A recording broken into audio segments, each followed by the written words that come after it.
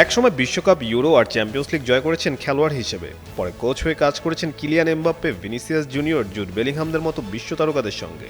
আর এখন সেই আলভারো আরবেলোয়ার অধীনে নিজেকে প্রমাণ করার সুযোগ পাচ্ছেন বাংলাদেশি বংশোদ্ভূত তরুণ ফুটবলার ফারহান আলী ওয়াহিদ, যা বাংলাদেশি ফুটবল প্রেমীদের জন্য নিঃসন্দেহে দারুণ একটি সুখবর। ইংল্যান্ডে জন্ম নেওয়া ফারহান ছোটবেলা থেকে চেলসির একাডেমিতে থাকলেও পরে ফুলহামে যোগ দেন। নন ইনভার্টার এসির দামে ঘরে আনুন বিদ্যুৎ সাশ্রয়ী ইনভার্টার এসি। এখন 1.5 ton my one inverter AC মাত্র 48,900 টাকা পাওয়া যাচ্ছে মিনিস্টার শোরুমে। সেখানেই ধাপে ধাপে নিজেকে গড়ে তুলে ক্লাবের অন্যতম প্রতিশ্রুতিশীল তরুণ উইঙ্গারে পরিণত করেছেন। ইতিমধ্যে ফুলহামের সঙ্গে নিজের প্রথম পেশাদার চুক্তিও করেছেন তিনি। ফুলহামের নতুন প্রধান কোচ আলভারো আরবেলোয়া তরুণ খেলোয়াড়দের নিয়ে কাজ করার জন্য বেশ পরিচিত। তাই ফারহানের জন্য এটি হতে পারে ক্যারিয়ারের সবচেয়ে গুরুত্বপূর্ণ অধ্যায়। প্রাক মৌসুমে ভালো পারফর্ম করতে পারলে সিনিয়র দলে নিয়মিত সুযোগ পাওয়ার পথও আরও খুলে যেতে পারে।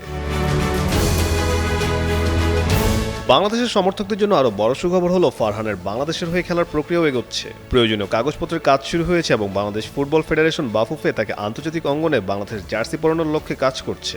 সব আনুষ্ঠানিকতা ও ফিফার অনুমোদন সময়মতো সম্পন্ন হলে 2026 সালের শেষ ভাগ কিংবা 2027 সালের শুরুতেই তাকে বাংলাদেশের জার্সিতে দেখা যেতে পারে। তবে নির্দিষ্ট অভিষেকের তারিখ নির্ভর করবে কাগজপত্র ও আন্তর্জাতিক ছাড়পত্র সম্পন্ন হওয়ার উপর।